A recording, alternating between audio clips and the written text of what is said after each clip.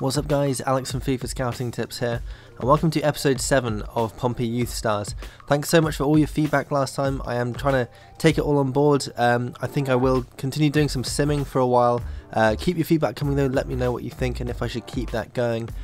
Also, don't forget that the Scouting God contest this month is goalkeepers only. So if you found a really good player who's in a different position, by all means submit him, but yeah, he might get a shout out on Facebook or Twitter, but it won't count towards the contest. It's goalkeepers only, so make sure you get searching for keepers only and no other positions. Send me your best player, a picture of their best player when they're in the academy or just after they've been promoted, and you'll be eligible for the competition, so make sure it's keepers only.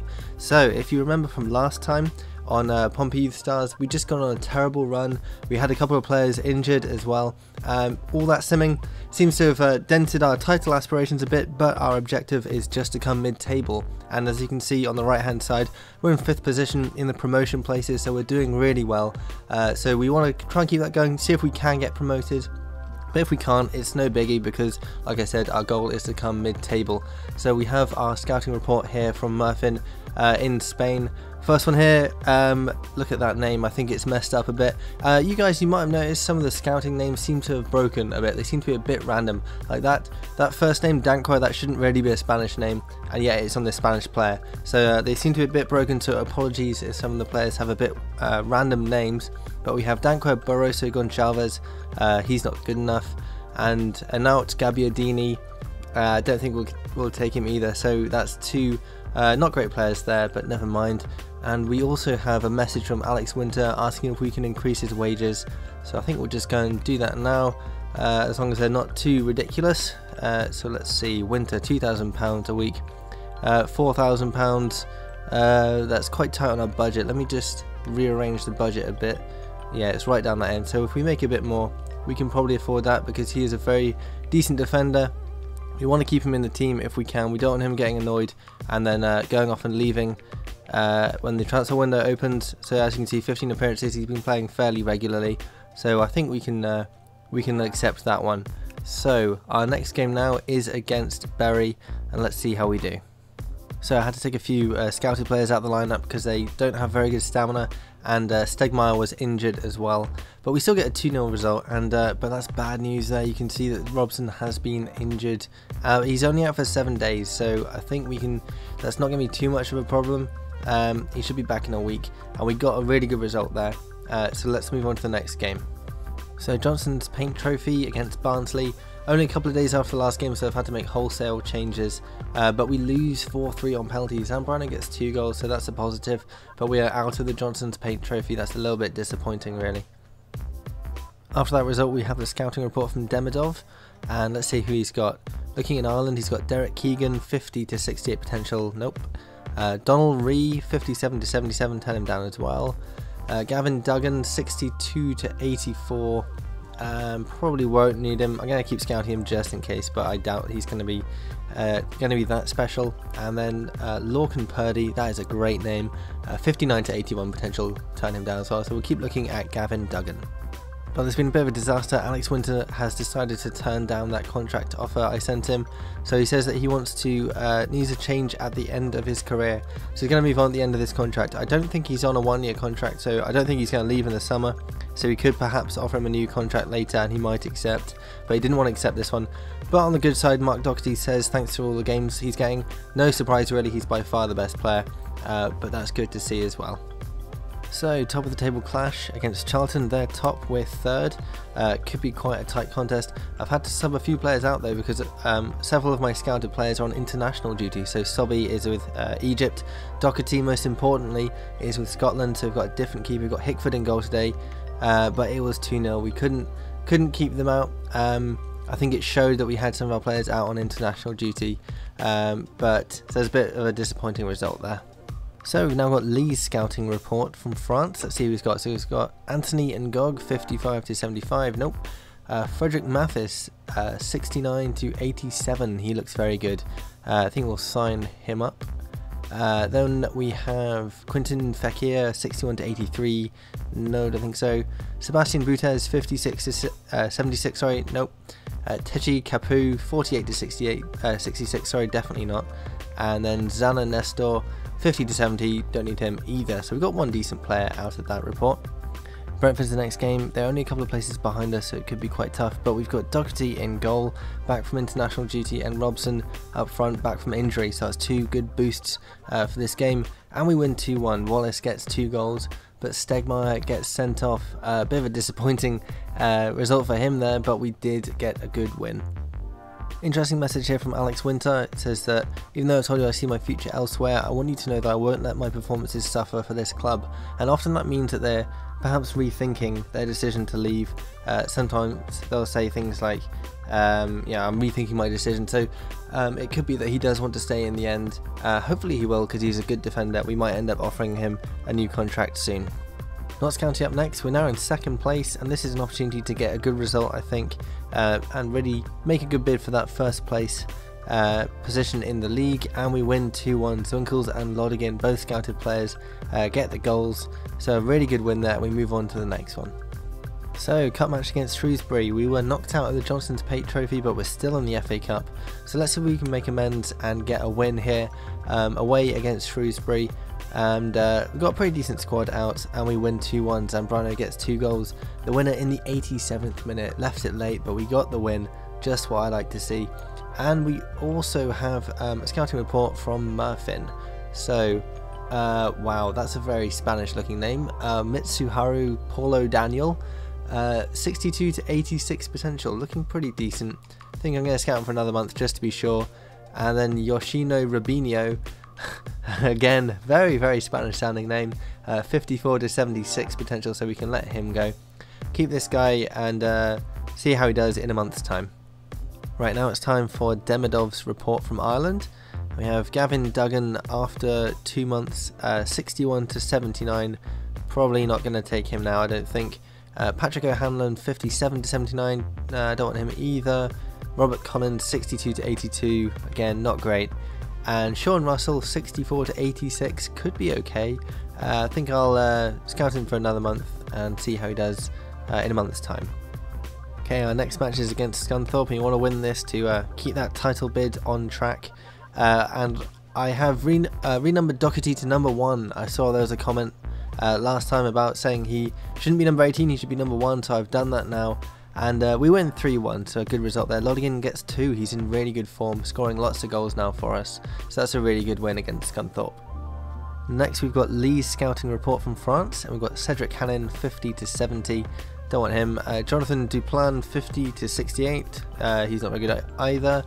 Julian Cardi 60 to 82, can probably do without him. And then Stephen Arnold 51 to 69, so that was a very disappointing result. Didn't get any decent scouted players there. Now we have a match against Oldham. I've had to change the team around a bit because a fair few of my players are pretty tired, but we still got a decent squad coming out for this one, and we win 2-1. Fogden gets 2 goals, so that's good to see.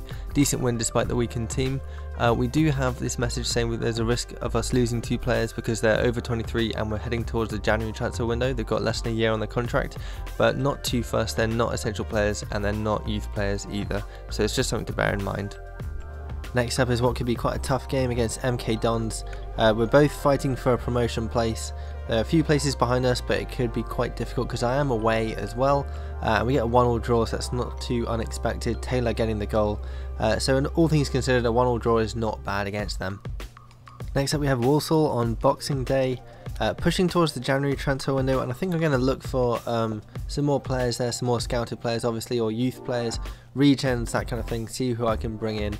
But for now we have a 0-0 draw against Walsall, and then one more game before the window opens. So last game before the transfer window opens, and we have Chesterfield away. We really want to get a good win here, but we've got a pretty strong team and I reckon we can get a good result. And yep, Zwinkels and Holmes getting the goals for a 2-1 win. Zwinkels getting his trademark late goal, so that gives us a good win going into January. Okay, just before we get started on the next game, just wanted to show you something. I was wondering why Lodigan was growing so well. He's growing 3 points, growing physical and technical stats, loads and loads of growth there. I was wondering why that was, and then I checked in the squad report and look at that. Status, an exciting prospect. That means his potential is between 86 and 90. So he's going to be growing 25 more points really, which is ridiculous. He's going to be so good, he's going to be insane, and even better because I picked him up completely for free from the free agents. Doesn't get much better than that. He's scored 6 goals in 16 appearances. That's pretty good going for a winger. Can't be happier with that result, so he's going to be absolutely amazing once he gets up near his potential. So we now have a match against Barnsley. This is again quite an important game because you want to keep pushing on, despite, you know, we've had that bad setback a few games ago, but we want to keep the winning streak going. But we've lost it against Cole, 1-0 against Barnsley. Disappointing result, but we're still in second place, so overall I guess it's not too bad. Next match against the Oval, we want to bounce straight back from that 1-0 defeat, see if we can get a much better result today and get back to winning ways. And yes, we can. We win 2-1. Wallace and Zwinkels getting the goals, so that was a good result there. And we also have a scouting update from Murphin, so let's see who he's got. Marquez Prosperi 53 to 71, definitely not. And Mitsuharu Polo Daniel, that guy I was scouting for a second month, 65 to 85. I think that's looking pretty decent, so I think we'll sign him up into the academy. Right, now we've got Swansea in the FA Cup. Not really expecting to get anything out of this game at all. They're Premier League opposition, so we're probably going to lose, but you never know. We may get a decent result. No, we lost 2-1, but that's not a bad result. Didn't get thumped, and no shame in losing to Premier League opposition. Next up, we got Demidov's scouting report from Ireland, and we got Anthony Amond 46 to 64. Nope. Christopher Dicker 61 to 81. Turn him down too. Paddy Malloy, he looks very good, 67 to 89. Pretty sure I'll sign him up. Ross McNally 57 to 79. Turn that guy down. And then Sean Russell 60 to 78 after 2 months. Turn him down as well. Right, we now have the final scouting report from France, and got 5 players this time. Let's see who we got. So we got Florent Poulain 52 to 72. Nope. John Omrani 58 to 78. No. And oh, nice, look at that guy, Nicholas Abdelhamid 73 to 94 potential. Looks absolutely amazing, and his finishing is his best stat as well, so that means we're hopefully going to have a good striker come out of this. Finding strikers is extremely hard in this game. I expect he'll probably actually be listed as a winger player type, but he's got good finishing, we know that much, so he could be a very decent player once Zwinkels and Zambrano go back, so definitely signing that guy up. Pierre-Ange Kaye, 60 to 82, no, don't need him. And Valentin Ahamada 63 to 83, turn him down as well. So we got one absolutely incredible player from that report there. Right, the end of that scouting report means that Martin Lee is now available, and I've seen you guys, a lot of people really want me to go and scout Canada, so that is what I'm going to do. I'm going to head over there and see what we can find, and see if we can find the next Canadian gem. I think I'm going to send my scout for as long as possible, really. I have a few £100,000, about £600,000 in the bank, so £115,000 I can afford that, and we really want to see if we can get as many good Canadian players as possible. I think for play type, I've looked at most of these types now, or I've got players in most player types, but I think playmaker is something I haven't really got very many of, and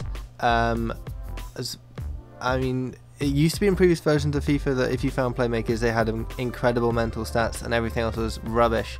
That seems to have changed this year. If you find a good playmaker, they do have decent technical stats, so there's nothing to worry about there. Also, for some reason I've noticed when I send a new scout out on a report, it always shows Leroy Murphin in the top right corner, even though this isn't actually Leroy Murphin. If we go back, see, I'm highlighting Martin Lee on the right hand side. Leroy Murphin is actually still scouting in Spain. Martin Lee available, go in here, and and I say that, now it's changed. It was Leroy Murphin, as you saw, bit weird, but just letting you know, I am using this guy, my best scout, sending him to Canada, not my one-star scout. I'm actually using my best scout, so for 9 months, so that should give us a good chance of finding some good playmakers. So let's send him off on his way. Okay, I'm going to leave it there for today, guys. We're halfway through January, there's still time to bring in some players, so let me know if you think I'm weak in any areas on the pitch, If any positions need strengthening, I'm only going to be bringing in youth players or regens, that kind of thing. But if you do think that there's somewhere where I can improve, let me know, because there's still time to bring in new players. I'm just going to show you my youth academy so far. We got some really promising players in here. This guy in particular, Darren Paulett, looks like he's going to be fantastic. Lots of very high potential players. Just bear in mind that they haven't gone through the May update yet, when players get a massive overall boost. But there's some very high potentials in here. This guy as well, one of my most recent findings, 73 to 94 potential, going to be fantastic. So once these guys hit May and they get that boost, they're going to be ready to be promoted, and they're going to be absolutely fantastic. Now, don't forget the Scouting Gold contest this month is on goalkeepers only. So like I said earlier, you can submit other types of players, but they won't get included. They might just get a shout out on social media.